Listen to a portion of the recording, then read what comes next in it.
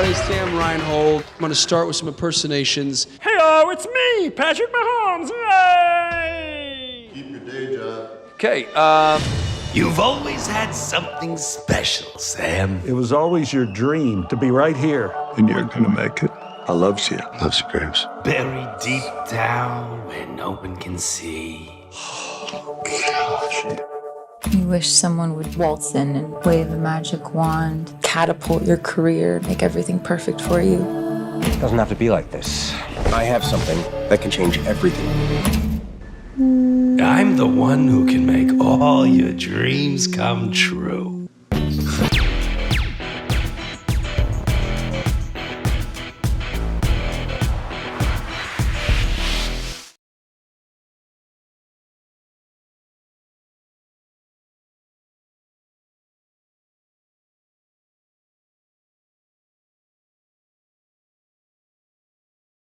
I was born in Reno, Nevada. It is my hometown. And when I was 17, I saw Quentin Tarantino's Pulp Fiction in a movie theater in Sparks, Nevada. And I thought, man, he just shot off a flare like a clarion call to make independent film. And I knew that I was going to make a film in Reno, Nevada. You know, John Waters is all about Baltimore. Woody Allen and Martin Scorsese are all about New York City. David Lynch is all about the Northwest area. And I thought, you know what? If you're going to be a filmmaker, you kind of have to. I also was reading a lot of Charles Bukowski at the time, and he got real specific about location. And I thought it's interesting when an artist aligns themselves with an area. It's advantageous for that artist because the area starts to go, well, hey, this is our guy. He's using us as a character. So I always knew I wanted to tell stories in Reno. This is not the movie I thought I was going to tell. I had written a script, Stephen, back in 2004 called The Biggest Little City. And it was about a kid who takes care of his older brother with special needs, and long story, but it's a very sad story. And I had a hard time raising money for it. And then all of a sudden in 2020, I got Marc Oakley, who I've known since first grade in Reno, Nevada. So the screenwriter's from Nevada. We both have dreamed of doing something like this our whole lives. And he just pitched me an idea, and he was willing to write the script on spec, which for free. And it ended up just being a series of yeses as far as the money coming in and people just saying, you know what, it sounds fun, let's go for it. And very quickly we went from an idea stage to actually doing it. But Reno was always in the books.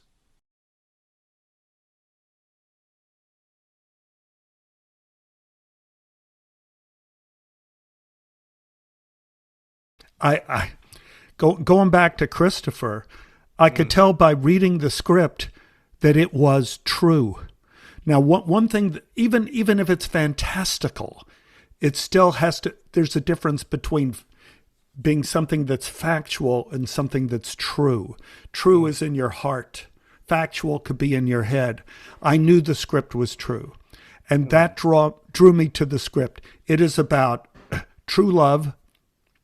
It is about what everybody seems to want to do out here in California is pursue fame as pursuing something that enriches your life, which could be love, which could be helping your family, which could be finding a way to make the future better for the people who are coming behind you.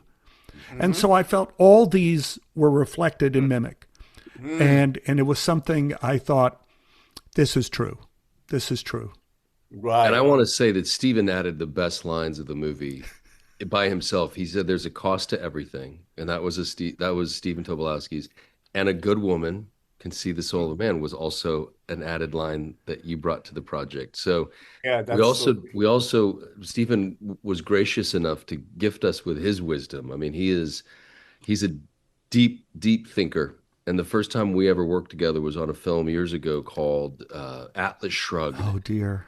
And and I remember sitting in a van with Stephen Tobolowsky and talking to this literally rabbinical-minded person who was so aware of the dual nature of man. I have a theory that we're born of things that we can just mire around in the mud and excrement, and we can look down our whole lives just fiddling through the waste, or we can look up and see the stars And when you meet a fellow stargazer, you kind of instantly recognize them. And when you're tapped into the fact that we're here and it's a brief time and there's got to be more to it. And Stephen is that person, and he brought all of that to the film. So every time his character Melvin's on screen, what you're really getting a sense of is who Stephen Tobolowsky is. And he was just gracious enough to share that with the film. And he elevated the project in every way, every way. That's so true. It's kind of like we always have challenges. We always have bridges we have to cross. This is an example. I ended up making friends with Pat Riley of the Los Angeles Lakers, and he got me a seat to watch a Laker playoff game on like the 5th row. And I'm driving out to the Forum, and there's this line of cars going into the Forum, and I'm looking, I got like 20 minutes before the game starts. And this line of cars isn't moving, and my window is partly open, and there's a moth in the car with me. And the moth keeps flying into my face, and I'm pushing the moth out the window, and it keeps flying in. The cars aren't moving. I'm honking. I'm yelling, come on, the game's going to start soon. Come on. Moth hits me in the face. I go, you stupid moth. The entire window is open. Just leave the car, please. And I'm waiting, and I'm going like, I'm going to miss the beginning of the game. Then I notice that I am not in a line of cars going into the Forum. I am in a line of parked cars. Nobody's in them at all. And then I look at the moth banging into the window, and I go like, oh, I was the moth. I was the moth. And so my whole life, I have kept seeing these things happening to me that make me go like, look for the moth. Look for the line of cars that isn't moving before you open your mouth. Yeah. And with this script, I saw so much in it, even though it's kind of a little scary, a little whatever. I mean, it's not really a horror film, but it's well, I think you said it too, Chris. It's like Faust. Yeah. It's like you are given this magical power to succeed. And we just have to look for those lines of parked cars that we keep banging against and going like, why am I not moving forward? And I think that's kind of what Mimics is about finding the way forward. Mm-hmm. And it really drew my attention.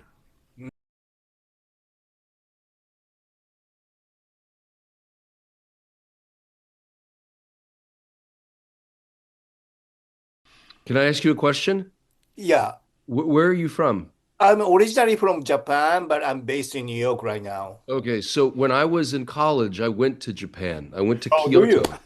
And there is an island off of Kyoto. There's a little island where they do an ancient sort of puppet show. Yeah. And I got to that island. I didn't speak a lick of Japanese, and no one that I was talking to spoke a lick of English. And so I drew pictures, and I got myself onto a ferry and into this theater on time.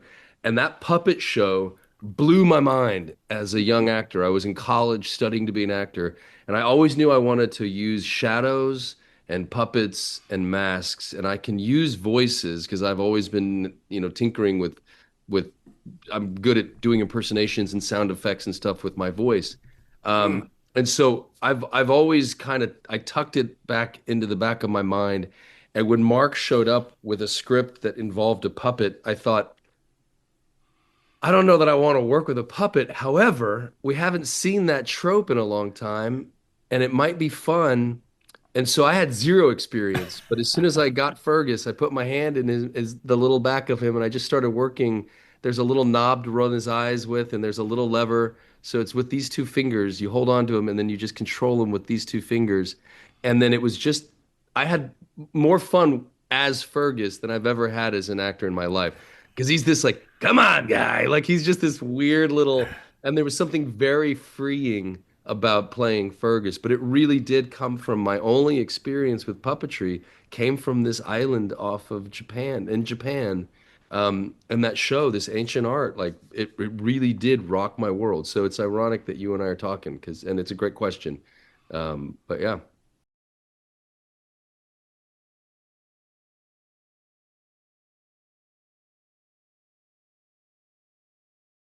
Well, this is an easy one. Is that Kris does something that all those other directors do too, and that is a respect for the script. He believed in the script, but of course he helped write the script, so of course he knew that. But another thing, he used a technique which Ridley Scott used. We used in Thelma and Louise, and that is, we did my entrance in Thelma and Louise. We did it like as was written, and then Ridley said to me, "Stephen, why don't you go in there?" And I was the head of the FBI. "Why don't you go in there and do what you would really do to start a meeting?" You know, and I go like, so I'm standing outside the door thinking like, God, when I start a meeting, I don't really talk about the meeting at all. I'm more interested in snacks. So anyway, I hear, "Ready, action, and go." So I come in the door with all the FBI guys, and I go, "Okay, guys, I'm going on a snack run. Morgan, do you want a cappuccino as usual?" And the guy who was playing Morgan looked at me and goes, yeah, sure, cappuccino. "And do you want the cinnamon on it or no?" Yeah, cinnamon on it. "Anyone want the cinnamon roll?" "I'm going for the cinnamon roll today." "Yeah, I'll have a cinnamon roll if you're getting one." So I went around, and none of this was in the script. And all the FBI guys are going, yeah, I'll have this. And I do this list. And then I just said, "Okay, you guys do what you do here. I'm going to go to the deli. I'll be right back." I left, and Ridley goes, "Cut, print." And from then on, in the whole movie, whenever I'm in a scene, he says, "So what snack are you eating in this scene?" So he has me eating through the whole movie. So I think, Kris does the same thing in that we did the scene as per written, and then he says, "Okay, now Make it let's let it fly, whatever you want to do." And sometimes that stuff is just awful, but sometimes the stuff is beyond what you could have imagined, what you wouldn't have imagined as a screenwriter, and it works. And it's trusting your actors to be able to go and run. I mean, Stephen brought so much to the film, like, we've discussed of just his life and his wisdom, and yeah, you trust it. And then you're lucky because you get it in the can and you're like, wow, that's better than we thought we were going to have.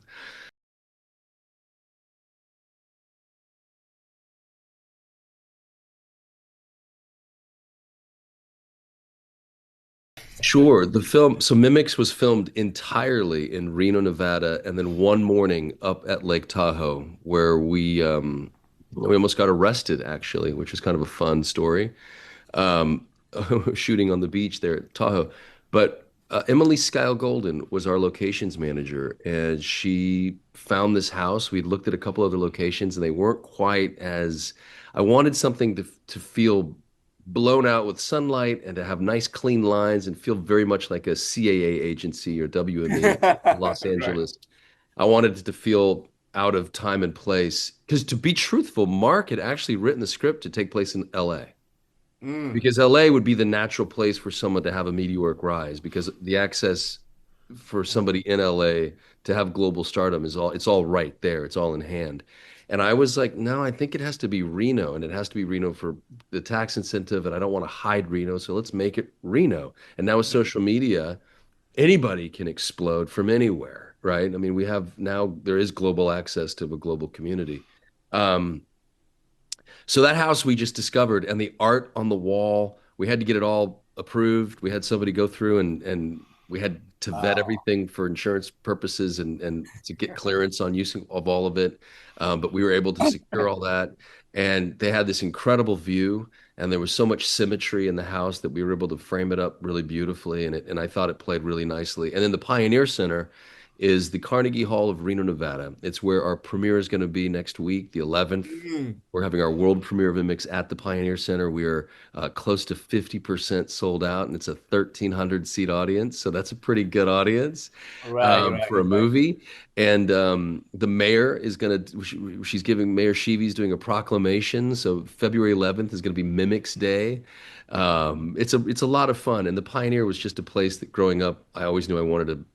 One day I always wanted to perform on that stage. And so again, that was a dream that came true through the form of Mimics.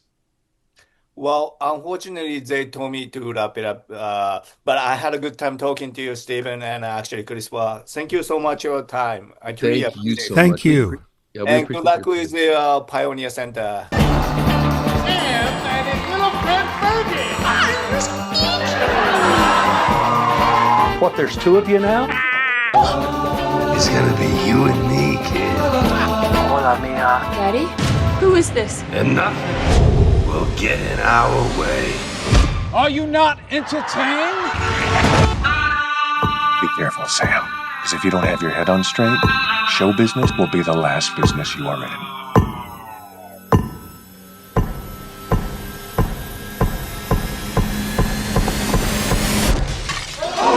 There's a cost to everything, Sam.